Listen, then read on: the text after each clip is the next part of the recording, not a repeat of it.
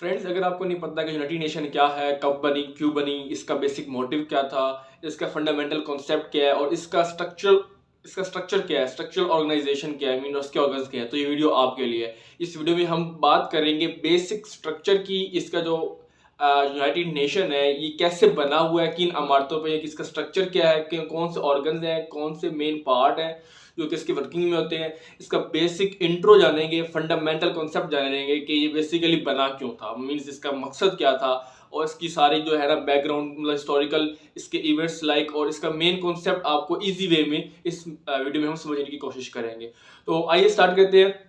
Friends, अगर हम United nation की बात करें तो यूनाइटेड नेशन 24 अक्टूबर 1945 को बनता है, इस्टेब्लिश होता है। ये बनता कैसे, ये बेसिकली होता है कि 26 जून 1945 को कॉन्फ्रेंस होती है यूएन चार्टर की। वहां पे एक ट्रीटी साइन होती है 51 मेंबर्स की कि हम एक इंटरनेशनल ऑर्गेनाइजेशन बनाएंगे और उसका नाम होगा यूएन, यूनाइटेड नेशन ऑर्गेनाइजेशन। ठीक है, तो 26 जून को ये ट्रीटी होती है, जो चार्टर पे साइन होता है, और 24 अक्टूबर को इसको इन्फोर्स कर दिया जाता है।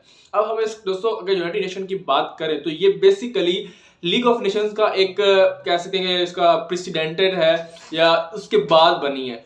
तो लीग ऑफ नेशंस पहले बनी थी, उसमें लीग ऑफ नेशंस का ये था कि वो आपको पता होगा कि नेशनल ऑर्गेनाइजेशन थी जो कि वर्ल्ड वॉर 1 के बाद बनी थी। लेकिन ये जो है वर्ल्ड वॉर 2 के बाद बनती है, और इसका जो मेन मोटिव होता है वो ये होता है कि पीस को मेंटेन किया जाए और वार जो कन्फ्लिक्ट्स हैं उन चीज़ों को अवॉइड किया जाए। तो इस तरह इंटरनेशनल पीस मेंटेन रखने के लिए और कॉपरेशन मेंटेन रखने के लिए ये आपकी ऑर्गेनाइजेशन बनती है जिसका नाम है यूनाइटेड नेशन। अब इसकी मेन अगर हम बात करें तो इसमें ह्यूमन राइट्स को प्रोवाइड करने के लिए कहा गया, जो थ्रेट्स थे उसको अवॉइड करना था। तो इस तरह करके आप कह सकते हैं कि पहले इसमें 51 मेंबर थे जब ये बनी थी, अब इसमें 193 मेंबर्स हैं। और इसका जो मेन मोटिव है वो ये कि अदर एक वर्ल्ड वार ना हो, जैसे वर्ल्ड वार 1 और वर्ल्ड वार 2 हो चुकी है, तो ये इसके लिए बनी थी। नेक्स्ट ये कि अगर कोई नेचुरल डिजास्टर होता है, कोई नेचुरल क्लाइमेट आती है, डिजास्टर आता है, कोई जैसे कोविड-19 आया, पेंडेमिक आया, तो इस तरह के इश्यूज को जो कि इंटरनेशनल लेवल के इश्यूज हैं, उन कन्फ्लिक्ट्स को, उन इश्यूज को, उन ट्रबल्स को और उन डिजीज को टैकल करने के लिए, एड्रेस करने के लिए ये आपकी ऑर्गेनाइजेशन बनती है। तो ठीक हो गया, इसका मैंने आपको बेसिक कॉन्सेप्ट बता दिया जो कि 24 अक्टूबर को बनती है। अगर हम इसकी बात करें हेडक्वार्टर की, तो इसका हेडक्वार्टर है मैनहट्टन, न्यूयॉर्क सिटी में। और इसके अगर हम ऑफिशियल लैंग्वेज की बात करें तो 6 ऑफिशियल लैंग्वेजेस हैं। एक है Arabic, Chinese, English, French, Russian और स्पेनिश। तो ये 6 इसके ऑफिशियल लैंग्वेजेस हैं जिसमें ये सारा काम चल रहा होता है। तो ये इसका मेन मोटा आपको कॉन्सेप्ट मैंने बता दिया, और मुझे ये आपको सारा समझ आ गया होगा कि पहले लीग ऑफ नेशंस बनती है, वो फेल हो जाती है वर्ल्ड वॉर 1 होने के बाद। उसने वर्ल्ड वॉर 2 को प्रिवेंट करना था लेकिन वो प्रिवेंट नहीं कर पाती, तो उसके बाद आपका आता है यूनाइटेड नेशन। और अल्हम्दुलिल्लाह ये देखिए अगर आप, तो काफ़ी अच्छे से चल रही है और कोई इतनी वर्ल्ड वॉर अभी तक नहीं स्टार्ट हुई। तो ये इसका हो गया। ठीक है फ्रेंड्स, अगर हम इसके प्रिंसिपल्स की बात करें, मींस जो यूनाइटेड नेशन का मेन प्रिंसिपल्स हैं, इसके आप कह रहे हैं पॉलिसीज या रूल्स की बात करें, तो इसमें क्या आता है, इसमें ये आता है कि फ्रेंड्स हर किसी को यूनाइटेड नेशन का जो चार्टर है उसको फॉलो करना पड़ेगा, उसको बे करना पड़ेगा। सेकंड ये है कि तमाम जो कंट्रीज है उनकी इक्वल सॉवरेनिटी है, ये नहीं कोई बड़ा कोई छोटे, सब इक्वल है, तो सबकी इक्वल सॉवरेनिटी है। नेक्स्ट इसमें आप बात करें तो ये कि फोर्स को यूज नहीं करना, वॉर्स नहीं करनी, तो इस तरह थ्रेटनिंग नहीं करनी, तो इससे अवॉइड करना है। नेक्स्ट ये है कि यूनाइटेड नेशन दोस्तों जो है वो डोमेस्टिक अफेयर्स में इंटरफेयर नहीं कर सकता। मींस एक कंट्री के जो डोमेस्टिक इश्यूज चल रहे हैं वो डोमेस्टिक वो अपनी कंट्री खुद सेटल करेगा। मतलब एक कंट्री का दूसरे कंट्री के साथ कोई इशू तो फिर वो यूनाइटेड नेशन आ सकता है, लेकिन अगर एक कंट्री के अंदर के मसले चल रहे हैं उससे कोई इशूज है तो डोमेस्टिक अफेयर्स में वो इंटरफेयर या इंटरवीन आपका यूनाइटेड नेशन नहीं कर सकता। तो ये इसमें। और नेक्स्ट लास्ट इसमें जो है वो ये है कि यूनाइटेड नेशन को तमाम कंट्रीज जो है वो सपोर्ट करेंगी, असिस्टेंस देंगी, हेल्प प्रोवाइड करेंगे फाइनेंस के मामले में और जो है ओबीडियंस के हवाले से। ठीक है, तो एक तो वो डोमेस्टिक अफेयर्स वाला हो गया कि डोमेस्टिक अफेयर्स जो है घरेलू जैसे होता है, इनर जो इशूज है वो अपनी कंट्री खुद ही मैनेज करे। और नेक्स्ट ये है कि अगर दोबारा कोई इशू होता है लाइक एक कंट्री के दूसरे कंट्री के साथ, तो यूज फोर्स नहीं करनी, कोई थ्रेटनिंग नहीं देनी, कोई इस तरह वॉर स्टार्ट नहीं करनी। और बजाय इसके तो फिर इसका ये होना है कि आप पीसफुल कॉन्फ्रेंस या पीसफुल आर्बिट्रेशन के थ्रू, पीसफुल मेथड के थ्रू आप उसको रिजॉल्व करें, अपने इश्यूज हैं उनको सेटल करें। तो ये इसके मेन प्रिंसिपल्स हैं, मींस ये इसकी आपके मेन रूल्स हैं, पॉलिसीज हैं जिनके ऊपर ये बनी हुई है यूनाइटेड नेशन। अब हम आएंगे फ्रेंड्स यूनाइटेड नेशन के स्ट्रक्चर के ऊपर कि यूनाइटेड नेशन का जो स्ट्रक्चर है, उसकी जो ऑर्गन है, उसकी जो बॉडी है वो कैसे बनती है। मतलब हमने बात की ऑर्गेनाइजेशन है, अब इस ऑर्गेनाइजेशन के मेन 6 कंपोनेंट है। उन 6 कंपोनेंट वो कौन से हैं, वो क्या क्या काम करते हैं, वो हम उनको डिस्कस करेंगे और इस वीडियो को एंड करेंगे। ठीक हो गया। तो फ्रेंड्स अगर हम ऑर्गन की बात करें तो यूनाइटेड नेशंस की जो ऑर्गन है वो 6 हैं। एक है आपका जनरल असेंबली, सेकंड पे आपका सेक्रेटेरिएट, फिर आपका आ जाता है सेक्रेटेरिएट के बाद सिक्योरिटी काउंसिल, सिक्योरिटी काउंसिल के बाद इकोनॉमिक एंड सोशल काउंसिल, और लास्ट में जो है वो है ट्रस्टीशिप काउंसिल। सॉरी, ये पांचवा ट्रस्टीशिप काउंसिल, और लास्ट में जो है इंटरनेशनल कोर्ट ऑफ जस्टिस। तो 6 ये ऑर्गन है यूनाइटेड नेशन के, जिनको हम बारी बारी अब डिस्कस करते हैं। ठीक है, तो फ्रेंड्स जो फर्स्ट ऑर्गन है वो है जनरल असेंबली, UNGA जिसे आप कह सकते हैं, यूनाइटेड नेशन जनरल असेंबली। तो इसमें क्या होता है फ्रेंड्स, ये जनरल असेंबली जो ऑर्गन है ये वो वाहिद ओनली कंपोनेंट है जिसमें तमाम की तमाम जो कंट्रीज हैं, जो स्टेट्स है 193 उसकी रिप्रेजेंटेशन होती है। मीन्स इस जनरल असेंबली में, इस ऑर्गन में तमाम कंट्री के जो रिप्रेजेंटेटिव्स होते हैं वो यहाँ पर बैठते हैं और अपनी कंट्री को रिप्रेजेंट करते हैं। सेकंड इसमें बात यह है कि जो यूनाइटेड नेशन की जो ऑर्गन है जनरल असेंबली, इसका सेशन होता है, ठीक है, असेंबली होती है, वो होती है सितंबर के मंथ में हर साल एक दफ़ा। फ्रेंड्स क्या होता है, पूरी दुनिया की जो तमाम कंट्रीज़ हैं, तमाम जो मुल्क हैं, जो स्टेट्स हैं, उनकी क्या होती है, एक तरह की कॉन्फ्रेंस होती है और उसको कहते हैं यूनाइटेड नेशन की कॉन्फ्रेंस। तो सितंबर के महीने में हर साल क्या होता है, तमाम कंट्रीज़ के जो होते हैं रिप्रेजेंटेटिव्स, जो प्राइम मिनिस्टर्स होते हैं या जो प्रेसिडेंट्स होते हैं, जो भी उनके रिप्रेजेंटेटिव्स होते हैं, वो आते हैं, वहाँ पे बैठते हैं और वहाँ पे डिस्कशन करते हैं। और इसमें वो जो आपके जनरल असेंबली है, इसमें ये होता है कि किसी भी न्यू मेंबर को अगर एडमिशन देना तो वो यहाँ पे डिस्कशन होगी, उसका जो इलेक्शन होगा वो यहीं पे होगा 2/3 मेजोरिटी के साथ, 2/3 मेजोरिटी। ठीक है, और इसके अलावा किसी को एक्सपेल करना है, ये सस्पेंड करना है किसी मेंबर को, किसी, क्योंकि हर स्टेट के एक मेंबर है ना, हर स्टेट का एक रिप्रेजेंटेटिव है, तो उसकी एक सीट है, उसको मेंबर कहते हैं, मेंबर स्टेट। तो वो इलेक्शन करना हो, एडमिशन करना हो या सस्पेंड करना हो किसी मेंबर को, तो वही इसी जनरल असेंबली में ही डिसाइड होता है और यहाँ पे इलेक्शन होते हैं और 2/3 मेजोरिटी के साथ उसकी जो होती है वोटिंग होती है, अगर वो जीत जाता तो उसको मेंबरशिप मिल जाती है उस कंट्री को। किसकी मेंबरशिप? यूनाइटेड नेशन की। नेक्स्ट ये है कि दोस्तों जो सिक्योरिटी काउंसिल, जो कि मोस्ट पावरफुल आप कह सकते हैं ऑर्गन है यूनाइटेड नेशन का, उसकी जो मेंबर्स की इलेक्शन है वो भी यहीं पे होती है जनरल असेंबली में। जनरल असेंबली में वो इलेक्शन होती है और वो इलेक्ट करते हैं सिक्योरिटी काउंसिल के जो मेंबर्स होते हैं उनको। ठीक हो गया, तो ये था सारा कुछ जनरल असेंबली की इंफॉर्मेशन, बेसिक इंफॉर्मेशन। फ्रेंड्स जो सेकंड ऑर्गन है वो है हमारे पास सेक्रेटेरिएट। सेक्रेटेरिएट जैसा कि आप जानते हैं, किसी भी आप जानते हैं इंस्टीट्यूशन में तो सेक्रेटेरिएट होता है। तो सेक्रेटेरिएट का मेन जो इनका फंक्शन है वो ये है कि प्राइमरी फंक्शन कि उसने एडमिनिस्ट्रेटिव जो वर्क है उनको संभालना, जो एडमिनिस्ट्रेशन है, जो मैनेजमेंट है, वो कंट्रोल कौन करती है? सेक्रेटेरिएट करती है। तो यूनाइटेड नेशन का जो सेक्रेटेरिएट है वो सारा एडमिनिस्ट्रेटिव काम को कंट्रोल करता है। जो पॉलिसीज बनती है, यूनाइटेड नेशन जो पॉलिसीज, जो प्रोग्राम बनाता है, तो उसको इम्प्लीमेंट करने के लिए, उसकी एडमिनिस्ट्रेशन के लिए आपका सेक्रेटेरिएट है। अब जो सेक्रेटेरिएट फ्रेंड्स है, इसका जो हेड होता है उसे कहते हैं सेक्रेटरी जनरल। ठीक है, उसके हेड को क्या कहते हैं? सेक्रेटरी जनरल कहते हैं। और उसका जो टर्म होता है वो होता है 5 ईयर्स, तो 5 साल के लिए वो यहाँ पे आता है। और इस जो आपका सेक्रेटेरिएट है, इसके मेंबर्स अराउंड अबाउट 50,000 मेंबर्स हैं इसके, जो कि एडमिनिस्ट्रेशन को कंट्रोल कर रहे हैं और पूरी दुनिया में काम कर रहे हैं। तो इस तरह करके फ्रेंड्स ये जो यूनाइटेड नेशन का ऑर्गन है, जो कि असिस्ट करता है बाकी ऑर्गन्स को और जो चीज़ें हैं मैनेजमेंट को, उसको सुपरविजन करने में। फ्रेंड्स जो थर्ड ऑर्गन है वो है security council. Security council friends जो पूरी यूनाइटेड नेशन है, इसका सबसे पावरफुल ऑर्गन आप इससे कह सकते हैं, सबसे ज़्यादा पावर इसी के पास है। इसका स्ट्रक्चर क्या है? इसमें फ्रेंड्स ये है कि सिक्योरिटी काउंसिल में टोटल 15 मेंबर है, 15 मेंबर्स होते हैं इसमें। 15 में से जो 5 मेंबर्स हैं वो परमानेंट मेंबर्स होते हैं और 10 जो होते हैं वो होते हैं टेम्परेरी मेंबर्स।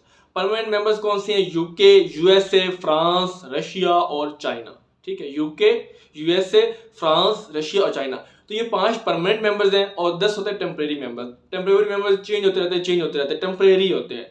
लेकिन ये परमानेंट मेंबर्स हैं, जब से यूनाइटेड नेशन बनी है तब से ये परमानेंट है, वैसे ही है और आज तक ये इसकी सिक्योरिटी काउंसिल के अंदर इनरोल है। तो ये परमानेंट है, हमेशा ही रहेंगे जब तक यूनाइटेड नेशन है। तो ये आपका परमानेंट मेंबर्स हो गए। अब इसमें फ्रेंड्स होता है क्या है, परमानेंट मेंबर्स के पास स्पेशल पावर है। एक तो ये कि वो परमानेंट है, वो चेंज ही नहीं होते, जबकि बाकी जो है टेम्परेरी है वो चेंज होते रहते हैं। उसके आपको मैं बताऊँ कैसे चेंज होते हैं। अब परमानेंट मेंबर्स का ये कि उनके पास स्पेशल पावर है, वो है वीटो पावर। वीटो पावर ये होती है कि फ्रेंड्स अगर कोई रेजोल्यूशन है, कोई एक इंपॉर्टेंट इशू के ऊपर बात करनी है, तो उसके ऊपर ये वीटो दे सकते हैं। Veto mean reject. वीटो का मतलब क्या होता है? रिजेक्ट करना। तो ये उस रेजोल्यूशन को और उस इशू को अपनी मर्जी से मोल्ड कर सकते हैं। मतलब कोई रेजोल्यूशन पास करनी है तो अगर कोई इंपॉर्टेंट डिसीजन लेना है पीस कीपिंग के हवाले से या थ्रेटनिंग के हवाले से, क्योंकि ये सिक्योरिटी काउंसिल देखे ना, सिक्योरिटी काउंसिल, ऐसी काउंसिल जो सिक्योरिटी को मेंटेन करे, तो इसने सिक्योरिटी को मेंटेन करना है। तो अगर कोई इशू है या कोई डिसीजन लेना है, स्ट्रॉन्ग डिसीजन, ठीक है, तो उसके लिए इन 5 मेंबर्स की रजामंदी होना जरूरी है। इन 5 मेंबर्स का यूनानिमस डिसीजन होना जरूरी है। इन 5 मेंबर्स पांचों को रेटिफाई करना जरूरी है उस रेजोल्यूशन को। अगर एक भी रेटिफाई नहीं करता, 4 करते हैं, तो फिर वो रेजोल्यूशन पास नहीं होगा। तो रेजोल्यूशन को पास करने के लिए मैंने कहा कि इन 5 की जो है कह सकते हैं एसेंट चाहिए होती है। तो अगर ये सेटिस्फाई होंगे तो वो फिर पास होगा। अदरवाइज अगर एक भी नहीं हो रहा है तो फिर नहीं होगा, 2 तो फिर भी नहीं होगा, 3 तो फिर भी नहीं होगा। तो मतलब 5 का एसेंट होना, 5 की रजामंदी या विलिंगनेस होना जरूरी है। ओके हो गया। तो ये इनके पास स्पेशल पावर है वीटो, क्योंकि आप कह सकते हैं ये रशिया, यूके, फ्रांस, चाइना और ये है आपके पास, तो ये इनके पास ये पावर है। नेक्स्ट है टेम्परेरी मेंबर्स। टेम्परेरी मेंबर्स 10 हैं और उनका टर्म होता है 2 साल। एक मेंबर का टर्म कितना, 2 साल, ठीक है। 10 मेंबर्स हैं तो 2 साल बाद वो चेंज होते रहते हैं 10 मेंबर्स। और उन 2 साल बाद होते हैं ना, तो उन मेंबर्स का जो इलेक्शन है वो आपको मैंने पहले बताया, वो होता है जनरल असेंबली में। जनरल असेंबली जो हमने पहले ऑर्गन डिस्कस किया सबसे पहला, तो वहां पर उसके इलेक्शन होते हैं और वहां से वो 10 मेंबर आके बैठते हैं इधर, ठीक है। तो सारे के सारे 10 मेंबर्स जो होते हैं वो इधर आते हैं। तो फ्रेंड्स 10 मेंबर आते हैं, उनका इलेक्शन होता है और यहाँ पे वो बैठते हैं, ठीक हो गया। इसके अलावा फ्रेंड्स इसकी और बात करें तो सिक्योरिटी काउंसिल में जो सैंक्शंस होती हैं, जो लगानी होती है, economic sanctions, military sanctions, embargo, तो वो यही काउंसिल लगाती है। कोई कंट्री एग्रेसिव है, ठीक है, अगर वो कोऑपरेटिव नहीं है और वो डैमेज कर रही है वर्ल्ड पीस को, तो उसके लिए ये सैंक्शन लगाते हैं और उनके लिए आप कह सकते हैं डिसीजंस होती हैं और प्रैक्टिकल इश्यूज के ऊपर वो डिस्कस किया जाता है, ठीक है। और उनके ऊपर मतलब मेन डिसीजन यहाँ पे होते हैं। तो ये था आपका सिक्योरिटी काउंसिल, ठीक है। नेक्स्ट फ्रेंड्स इसका जो इंपॉर्टेंट ऑर्गन है, फोर्थ इंपॉर्टेंट ऑर्गन, वो है international court of justice. International court of justice देखें ना, एक इंटरनेशनल कोर्ट बना है, पूरी दुनिया का कोर्ट, ठीक है। इसमें क्या है, इसमें 15 मेंबर्स हैं, 15 जजेस होते हैं और उन 15 जजेस को कौन इलेक्ट करता है, उसका इलेक्शन होता है। वो जो 15 जजेस होते हैं वो उनको इलेक्ट करता है जनरल असेंबली और सिक्योरिटी काउंसिल, दोनों मिल के जो उनकी होती है इलेक्शन होती है, वो दोनों मतलब उसकी रजामंद होती है। तो फिर जाके ये जो मेंबर्स होते हैं वो बैठते हैं इधर। तो उन दोनों की जो होती है वो विलिंगनेस होती है उनकी, मतलब इलेक्शन के थ्रू वो आते हैं और वो 15 मेंबर्स यहाँ बैठते हैं। अब इसमें बात की जाए तो जजेस की और इसके काम की, तो इसका यही इंटरनेशनल कोर्ट ऑफ जस्टिस है। मीन कोई 2 स्टेट्स उनके पास आई हैं खुद अपना मामला लेके, तो एडवाइजरी ओपिनियन है, जो इंटरनेशनल जो लॉज हैं, जो लीगल डिस्प्यूट्स हैं, उनको रिजॉल्व करेगी। लीगल डिस्प्यूट्स को रिजॉल्व करेगी और इंटरनेशनल लॉ के मुताबिक अपना ओपिनियन देगी, एडवाइजरी ओपिनियन।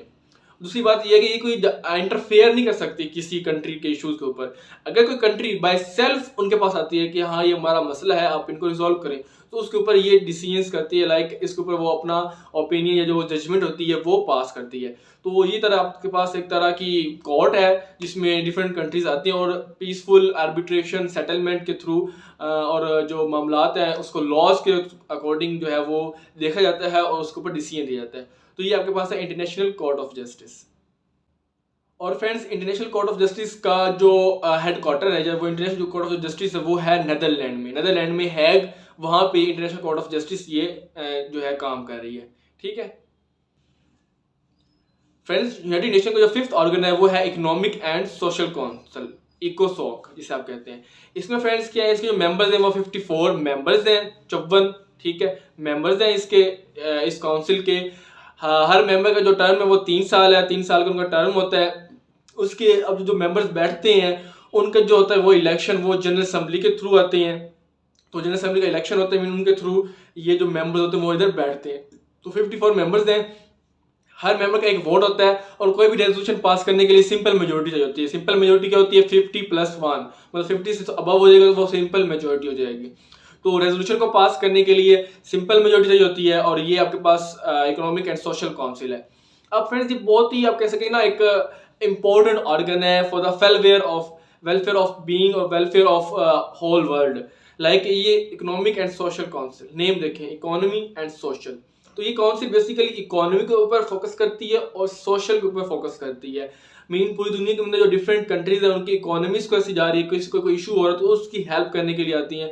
सोशल मीन्स उसकी जो फाउंडेशन है, लाइक किसी कंट्री के आई है वो जो NGOs होती हैं, वो नॉन गवर्नमेंटल ऑर्गेनाइजेशंस, वो उनकी हेल्प करने के लिए और डिफरेंट जो सोशल होते हैं इश्यूज होते हैं उनको टैकल करने के लिए, इन्वायरमेंटल इश्यूज आते हैं लाइक कोविड-19 आ गया तो उसके लिए हेल्प प्रोवाइड करने के लिए। तो ये आपके पास काउंसिल है जो कि बहुत ही इंपॉर्टेंट फंक्शन इसका है। लाइक ये हेल्प करती है एजुकेशन में, आप कह सकते हैं एजुकेशन के हवाले से वुमेन एम्पावरमेंट हो गया, डिफरेंट बिजनेस हो गया, टेक्नोलॉजी हो गया। तो इस तरह के जो डिफरेंट प्रोग्राम्स हैं, डिफरेंट आप कह सकते हैं सोसाइटी के रिलेटेड जो डिफरेंट इश्यूज हैं उनको हल करने की कोशिश करती है, जो सोसाइटी को फेस करने होते हैं एजुकेशन के हवाले से, बिजनेस के हवाले से, पॉवर्टी के हवाले से, इन्फ्लेशन के हवाले से, इकोनॉमी के हवाले से, जो कंट्रीज़ हैं जो अंडर डेवलप हैं उनकी असिस्टेंस के हवाले से। तो ये सारी काम करती है। तो ये फ्रेंड्स हमारे पास ये काउंसिल जो कि बहुत इंपॉर्टेंट काउंसिल है, इकोनॉमिक एंड सोशल काउंसिल, ठीक है। तो फ्रेंड्स जो 6th और लास्ट ऑर्गन है वो है ट्रस्टीशिप काउंसिल। ये बना था लेकिन अब आप कह सकते हैं कि ये इतना काम नहीं करता, ये सस्पेंड है, एग्जिस्ट करता है, ये नहीं कि बिल्कुल ही खत्म हो गया, लेकिन इसकी वर्किंग नहीं है। लाइक अब इसका कॉन्सेप्ट क्या है, ट्रस्टीशिप काउंसिल, ऐसी काउंसिल जिसको ट्रस्टीशिप दी गई हो। अब आप देखिए वर्ल्ड वार 2 के बाद डिकोलोनाइजेशन होती है, डिफरेंट कंट्रीज होती हैं तो वो डिकोलोनाइज होती हैं और अपनी गवर्नमेंट्स बनाती हैं। तो उस वक्त जो डिफरेंट कुछ स्टेट्स थी जो अपनी गवर्नमेंट इस्टेब्लिश नहीं कर पा रही थी, वो इस काबिल नहीं थी, अब ये समझ लें उस कंडीशंस में नहीं थी, तो उनको ट्रस्टीशिप दी गई। उनको मतलब यूनाइटेड नेशन ने एक ये ट्रस्टीशिप काउंसिल इस्टेब्लिश किया और इसका काम ये था कि वो जो डिफरेंट कॉलोनीज हैं, वो जो डिफरेंट टेरिटरीज हैं उनको हेल्प की जाए। मींस ये वहाँ पे एडमिनिस्ट्रेशन करेंगे और वो जो ट्रस्टीशिप जो ट्रस्टी टेरिटरी है उनके लोगों की वेलफेयर के लिए, एजुकेशनल, इकोनॉमिकल, पॉलिटिकल एडवांसमेंट के लिए काम करेंगे। और जब वो सेटल हो जाएंगे, स्टेबल हो जाएंगे, अपनी गवर्नमेंट बना देंगे तो तब ये अपना जो है छोड़ देंगे। तो ये ट्रस्टीशिप काउंसिल बनी थी और ये 1991 तक रही, क्योंकि 1991 तक तकरीबन सारी की सारी जो थी ना कॉलोनीज वो इंडिपेंडेंट हो गई थी और वो उन्होंने अपनी गवर्नमेंट एस्टेब्लिश कर ली थी। तो ये फ्रेंड्स बनी थी ट्रस्टीशिप काउंसिल।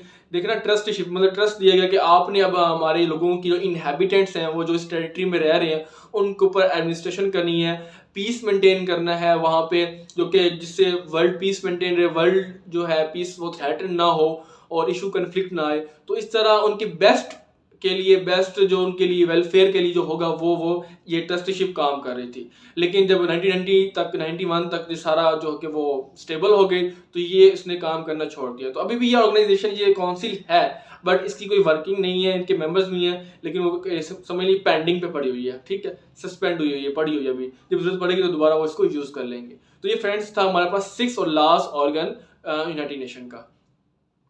और फ्रेंड्स लास्ट में इसकी एजेंसीज हैं डिफरेंट जो कि बहुत इंपॉर्टेंट वर्क कर रही हैं। वो आपके हैं WHO, world health organization, IMF, international monetary fund, world bank group, WBG, UNESCO है, united nation education scientific culture organization, UNICEF है जो चिल्ड्रंस के लिए काम करती है। इसके अलावा UNIDO, United Nation industrial development organization, इस तरह करके food and agriculture organization, food and agriculture organization FAO।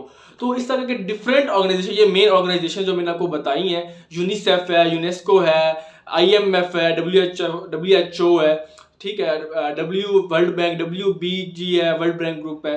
तो ये सारी डिफरेंट एजेंसीज हैं जो कि काम कर रही हैं पूरी वर्ल्ड के ऊपर, आप कह सकें कि एक तरह का सिस्टम चलाने के लिए, निज़ाम चलाने के लिए, पीस मेंटेन करने के लिए।